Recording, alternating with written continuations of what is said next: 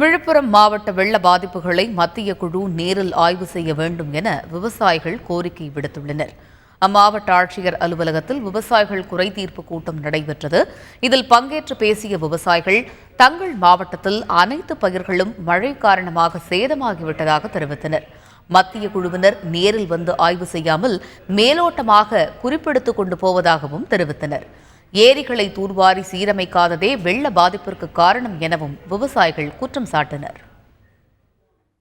தண்ணீர் வயலில் தேங்கி நெல் கிட்டத்தட்ட பார்த்தீங்கன்னா விழுப்புரம் மாவட்டத்தில் மட்டும் கிட்டத்தட்ட 7000 ஏக்கருக்கு மேலே நெல் பயிர் பாதிக்கப்பட்டுள்ளது.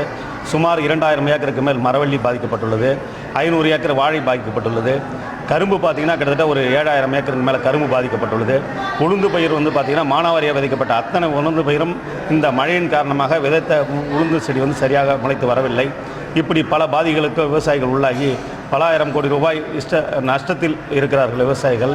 எனவே இதற்கு மத்திய மாநில அரசுகளின் நிபுணர் குழுக்கள் நேரடியாக பார்வையிட்டு விவசாயிகளுக்கு தேவையான இழப்பீட்டுத் தொகையை அளிக்க நடவடிக்கை எடுக்கும்னு இந்த நேரத்தில் கேட்டுக்கொள்கிறோம்.